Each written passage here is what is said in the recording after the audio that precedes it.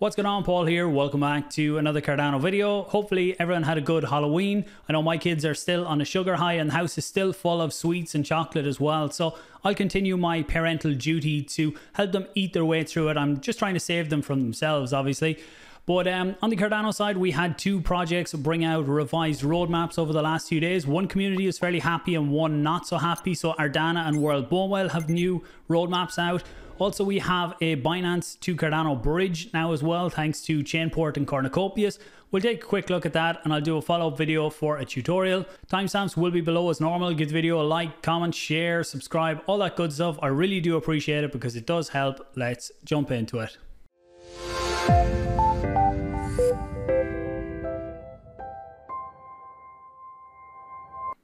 Okay, we'll start out here with Ardana, and this is where the community aren't all that happy with what they've seen. I suppose the overall feeling has been over the last while that the community is starting to lose a bit of confidence in the project because we're not really seeing much being launched. We're not hearing a lot about what's going on either, and the revised roadmap hasn't really helped that. But let's take a quick look through it anyway. So when you go down through it, you'll see what I mean about the overall feeling, or if you're in the community groups, you will see that as well. More questions than answers right now. And actually my question here was about, can we see a breakdown of the versions of DanaSwap, what they will contain, especially version 1, which will make sense when we jump over to the roadmap here in a minute. There was an article coming up with this as well, but not a huge amount of information in it, so I'm going to skip that and you guys can check that out yourselves if you want. Looking at the roadmap here as well, so you will see a difference between this and the World Mobile map as well, or roadmap in terms of detail as well. So if we look here at Q4, then we're going to get DanaSwap V1 audit and release. Now I would say if the audit hasn't started on any project yet, then it's really going to be extremely tight to see a project launching in Q4 if they haven't started an audit, because the audit will take time in itself, especially depending on how complex code is. And then when the audits come back, generally there will always be a few small things and you will need to fix them and then have a small audit again before getting live. But we'll wait and see what happens there. V2 coming out in Q1, further wallet integrations, that's fine. V3 in Q2, and then there's a lot of stuff that is down as Q3 2023 plus. So from Q3 onwards, it's not like we're going to get all of these in Q3. So it looks like not a huge amount of information has been put out in this. So DUSD then is the one that has raised a lot of questions, because this is something that the community had the feeling that this was nearly there, that we would see this in the market fairly soon based on comments and the overall perception given out by the project. But now it looks like it's at least Q3 next year before we're going to see this. So we don't know if maybe it wasn't just as far along as they were giving the perception that it was, or has something major set back this part of the project. So it'd be good to get clarification on this. And if I do get clarification on any of this, I will do a follow-up video, and hopefully the floor is open for if Ryan wants to come on as well to answer some of the questions, give clarification on what we're going to see over the next few months from Ardana, or where the project actually is right now. So I'll leave the Ardana one there, and if I've missed anything, do let me know down below. And if there's any new announcements or stuff like that that comes out, make sure and tag me over on Twitter. I generally follow fairly closely, but no harm to tag me in them as well to take a look. So up next then we have World Mobile. So you'll see there's a fair amount of detail in this in each quarter in what we're going to get, and they've broken it down into the different parts of what's been rolled out. So I won't go through all of this. Maybe again, I'll hopefully be able to get someone from the team on to talk a bit more about this, and might be even able to push them for some dates. Is it the beginning or end of quarters that we're going to see certain things? But for now, it's fairly good on what we have. So the rollout, then we're looking at the first B2B and B2C paying customers connected in Tanzania. First TV whitespace capable airnodes running in one African country. First Aerostat launch. This is something that's highly anticipated because this will be the first of, I would say, many of them rolling out in different countries, and not even just in Africa, but across the world in time as well. If we look over here, I think, so this is just a shot of the Aerostat base in Zanzibar with the World Mobile VP. And the latest that we have on this is that they're waiting on more feedback from the government, and they will come back with a final list of things that need to be clarified before getting the go ahead to actually launch the Aerostat. So looking forward to seeing that, and as soon as I do, you can be sure I'll have a video out here as well. So then we have 225 air nodes in Zanzibar is the target. If we look at WMT scan, anyone not familiar with this, this is where you can get some up-to-date information on the World Mobile Network. You can see here the total air nodes right now is 152. You can see the network consumption and unique users as well, which is great to see.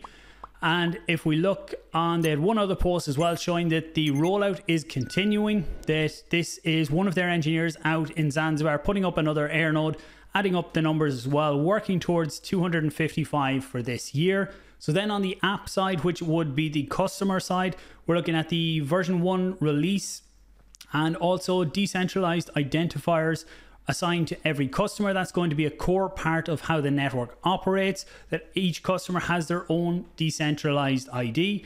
And then on the Earth node side, which is something that I'm personally really looking forward to and can't wait to see this roll out, because I will be running a node in the network myself. So testnet launch is expected in Q4. Hopefully we get this in November, because as you get into December and into Christmas, things get a bit busier for everyone, and I'd like to get some testing done in November, but let's wait and see. Distribution of the Earth node NFTs as well for Earth node owners. So this is what will allow you to run the Earth node. So once I get the go ahead on this type of stuff, you can be sure there'll be lots of videos here on the channel after I get to get in and test as well. I know some people ask me about helping to run nodes for them or giving advice or running it for them as well. Once we have the test net up and we know the specs and everything, I'll be able to dive a bit deeper and put something together for people on that one.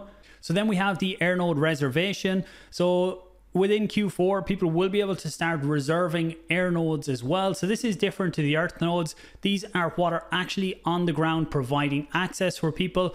And some of the price points I've seen are ranging from $1,000 for the small ones all the way up to, I think, over $1 million is one as well. But once we get more information on that, and if I do get someone on the channel, I'll be able to ask more information on that one as well. So that in itself could potentially be a business opportunity for people to purchase the air node and have some earnings from that as well. But again, once we get the details, I will give them here as well. So then looking into Q1 next year, we're looking at the second Aerostat launch. So more customers within a second African country as well. So more paying customers, that is. Upgrades to the app, you can see here adding the Cardano wallet into the app as well, which will be great for onboarding people into the Cardano network. So the DID integration, so that's the decentralized ID. And then the implementation of fiat on-ramp via payment gateway to purchase WMT. So having that within the app will be another, it will be really good for usability and help with onboarding more users as well.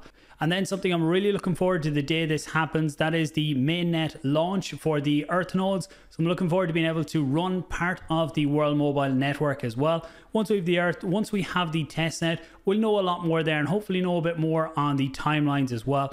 So like, I'm not going to keep going through every individual section on this. They're kind of the highlights I have from Q4 and Q1. And as more information comes out, I will let you know. And hopefully we will get someone on over the next few weeks from the team as well. So then the final part of this video is the Cornucopias announcement that the first ever BSC to Cardano bridge is now live in partnership with chainport. So chainport is a separate project or a separate company, but the reason the Cornucopias really pushed this is because they initially launched their token on Binance Chain. Now they had their reasons for doing it. Some in the community weren't that happy. But at this point now, people are able to port across their BSC tokens into Cardano. And it's not just the Copi token. There are a lot of different tokens across Binance Chain that they can pull in as well. Not sure yet if we can bring in stable coins, but that's definitely something I will be looking into as well. So if you want to go ahead and use it, I will do a tutorial on this in the next day or so as well. Maybe even later today, I'll try and get that recorded and put out tomorrow. But if you come over to app.chainport.io, you can see I've used this for going from other chains before as well, and it is a really solid bridge. Look, there's always risks when you're using bridges, but chainport definitely does seem to be a fairly reliable one. If you come up here, you can see for porting your tokens, you're going from BNB chain, so that's BSC chain, to Cardano. The token, select the token you want. So the ones here with the tick are the ones that you can bring across. So you can see it's a lot more than just the Copi token. But we'll go through that in the tutorial video. Put in the amount you want, and then you put in the recipient address on the Cardano side as well. So I'll show that process in full when I do the tutorial. You can also go the other way. So you can go from Cardano out to Binance Chain I don't know if any of the other chains will work yet, but we'll explore that in the other videos. If you look at the tokens, then you have Copi and Horde are the two that are approved right now to take from Cardano out to BSC. Not sure why we'd be doing that right now, but it's good to have it working on both sides, and we'll dive a bit deeper into that when I do the tutorial video. For now, the bridge is up and running for anyone who wants to do it. If you've been holding your Copi token on Binance, you can bring them across. There was people asking questions actually about the chart. So if you look at the Copi token, so this is Tap Tools for anyone who hasn't seen it, a really great platform for keeping track of different tokens trading. It's probably something I should do a video on for people who want to dive a bit deeper as well, because it lets you see all the latest trades and charts and everything like that as well. But a lot of people asking questions about this dump here yesterday. The token dumped 50%. So when the token was already trading on ADA or on Cardano as well as Binance chain, because the team ported across a small number of Copi tokens a few months back, and they're the ones who were trading on the Cardano side. But the price that they were trading on the Cardano side for was a lot higher than what was going on the Binance side. So once the bridge opened, people were able to bring in their tokens from Binance and then sell them on the Cardano side. So that brought the price down. That was the arbitrage trade. And now the prices are fairly similar across both chains. Thanks for watching, guys. I do appreciate it. Hopefully you got some value. Please do share it out. Comment questions, anything I've missed, I'll look at them on the next video. Thanks for watching. Talk to you soon.